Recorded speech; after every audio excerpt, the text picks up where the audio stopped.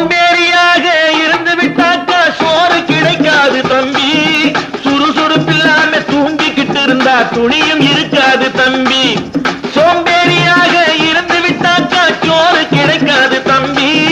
சுறுசுறுப்பில்லாம தூங்கிக்கிட்டு இருந்தா துணியும் இருக்காது தம்பி. இதை அடுத்தவன் சொன்னா கசக்கும், கொஞ்சம் அனுபவம் இருந்தா இனிக்கும். இதுக்கு ஆதாரம் கேட்டா 1000 இருக்கு, அத்தனையும் சொல்லி போடு. ஓடி ஓடி உழைக்கணும்,